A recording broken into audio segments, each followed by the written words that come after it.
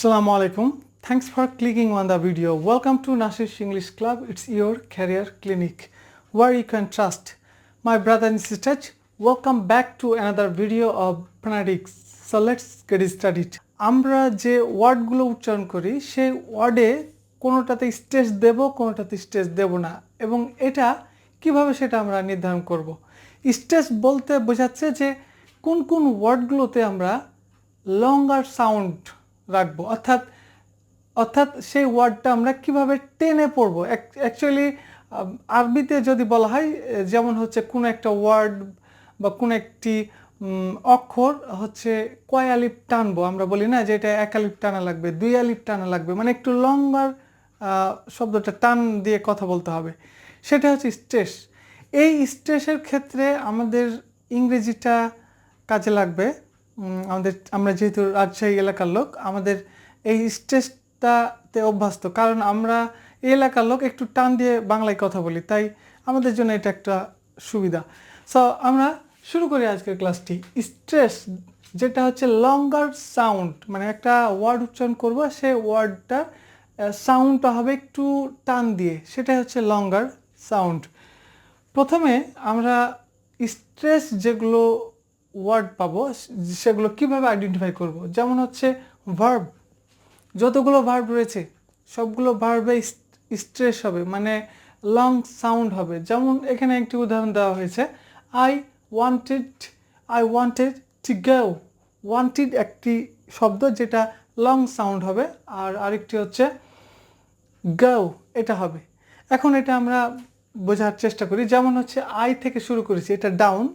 যখন আমরা ওয়ান্টেড করব, এই ওয়ান্টেডে আমাদের এখানে হবে লঙ্গার সাউন্ড, মানে সাউন্ডটা আমাদের এখানে থাকবে দীর্ঘ সময় ধরে। যেমন I wanted to go, I wanted to go, go টান দিচ্ছি, আই ওয়ান্টেড। এখানে যদিও বা বোঝা যাচ্ছে না ওয়ান্টেড, বাট গোতে কিন্তু বোঝা যাচ্ছে, আই ওয়ান্টেড টু গো, গোতে লং সাউন্ড হবে। এবার নেক্সট হচ্ছে যতগুলো নাউন রয়েছে, করিম, রহিম, সব নাউনে আমাদের সাউন্ড হবে লং। যেমন হচ্ছে নিশাত ইজ টল, নিশাত হচ্ছে নাউন, সেক্ষেত্রে এটা হবে Nishat is great, Nishat is tall.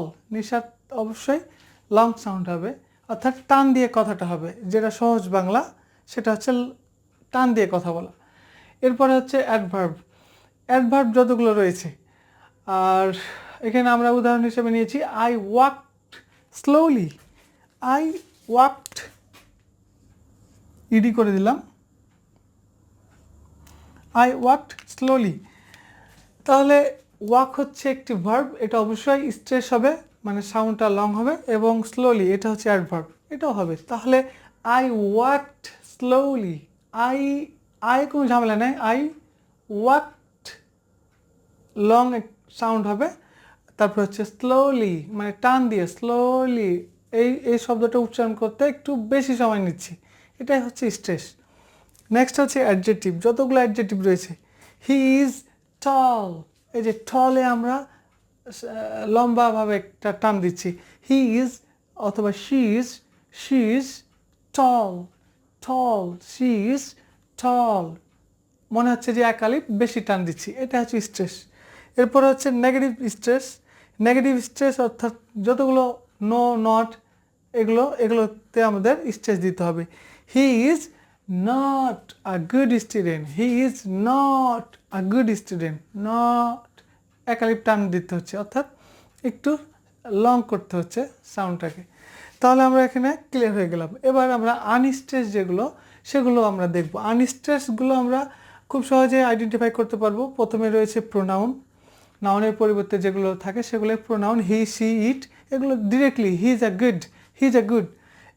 আমরা যদি এটা সংক্ষেপ করি, হি ইজ, যেমন হচ্ছে এখানে his a doctor, his a doctor, এখানে হিজে লং সাউন্ড আসছে না, একবারই বেরিয়ে যাচ্ছে, একবারই বের হয়ে যাচ্ছে মুখ দিয়ে, হিজা গুড, হিজা ডান্সার।